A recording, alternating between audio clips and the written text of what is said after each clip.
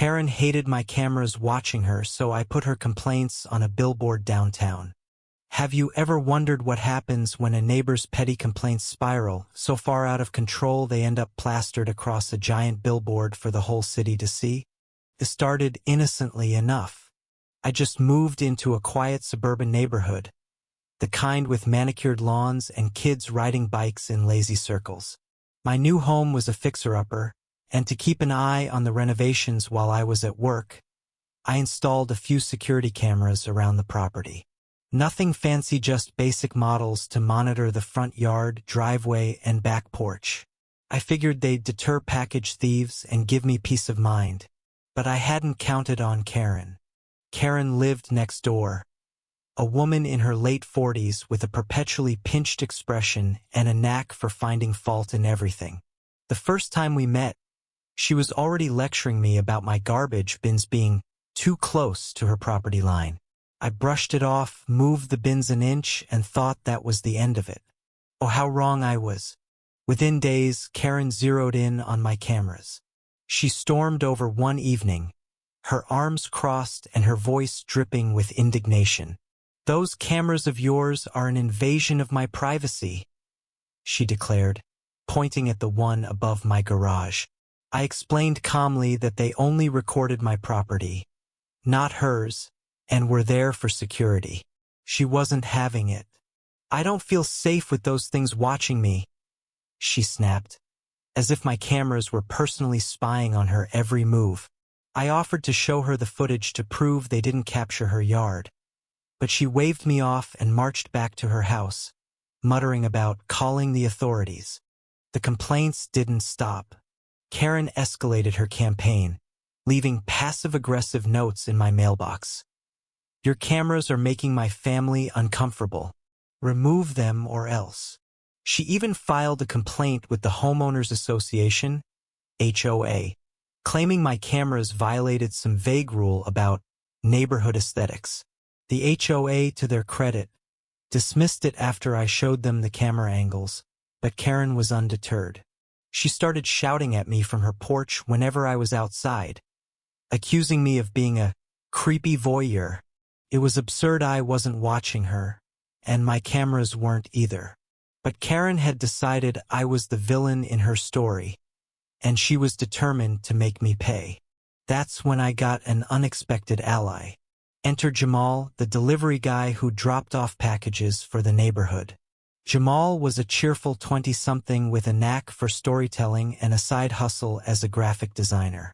He'd overheard Karen's rants during his deliveries and found the whole thing hilarious. "Man, she's out here acting like you've got a drone following her to the grocery store," he said one day, chuckling as he handed me a package. I vented about the situation, and Jamal's eyes lit up. "You know what'd shut her up? Put her nonsense on blast. Like literally. I could design something epic if you're game." First, I laughed it off. But as Karen's harassment continued, she started banging on my door at 7 a.m. to demand I turn off those spy cams. Jamal's idea didn't seem so crazy. The final straw came when Karen called the police, claiming my cameras were illegally recording her private activities. 2 officers showed up, looking as tired of her as I was.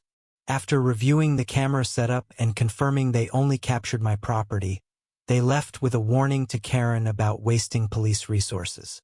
She stood on her lawn, fuming, as they drove away. That's when I decided enough was enough. I called Jamal and told him I was in. We hatched a plan that was equal parts petty and poetic. Jamal had a friend who owned a small advertising agency with access to a billboard in the heart of downtown. For a surprisingly reasonable price, we could rent it for a week. Jamal got to work designing the ad, using Karen's own words from her notes and complaints, which I'd kept as evidence. The result was a masterpiece. A bright yellow billboard with bold black text that read, "My neighbor's cameras are watching me. Karen, concerned citizen." Below it, in smaller font, was a tongue-in-cheek disclaimer. "Security cameras protect homes, not spy on neighbors. Mind your own lawn."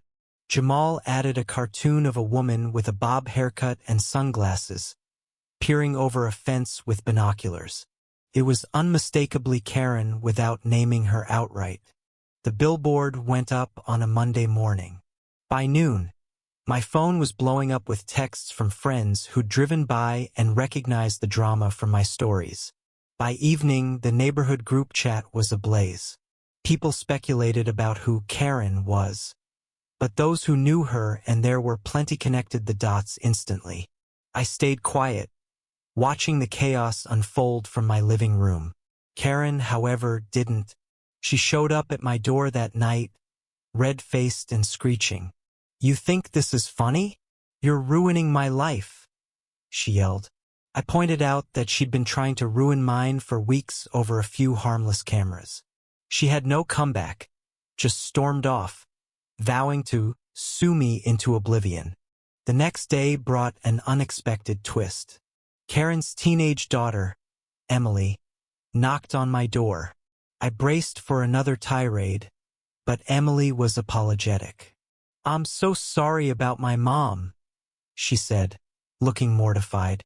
"She's been like this forever, but the billboard, it's kind of legendary." Emily revealed that Karen's obsession with my cameras stemmed from her own paranoia. She'd been caught on her own doorbell cam, yelling at a delivery driver, and was terrified of being exposed. Emily even admitted she and her friends had been sneaking out at night, and Karen wrongly assumed my cameras were catching them. It was a bizarre glimpse into Karen's world, and I almost felt sorry for her. Almost. The billboard stayed up for the full week, becoming a local sensation. Drivers honked as they passed it, and someone even posted a photo on X, where it racked up thousands of likes. Karen, meanwhile, went silent. Her curtains stayed drawn, and she stopped leaving notes or banging on my door. The HOA president, a no-nonsense retiree named Linda, told me Karen had tried to rally neighbors against me but got no takers. "Most of us are sick of her complaints," Linda confided. "You just did what we've all wanted to do." By the time the billboard came down, Karen's reign of terror was over. She put her house up for sale a month later, and neighbors threw a not-so-subtle block party the day her moving truck pulled out.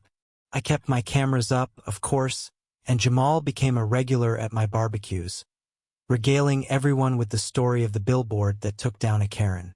Emily even stopped by to say goodbye, thanking me for shaking things up. She was heading to college, eager to escape her mom's drama.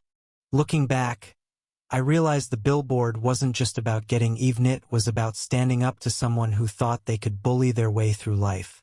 Karen's complaints were never about my cameras. They were about control. And for once, she lost it. The neighborhood feels lighter now, like we all took a collective deep breath. But I still check my camera footage daily, just in case another Karen moves in. So what do you think? Was the billboard a step too far? Or did Karen get exactly what she deserved?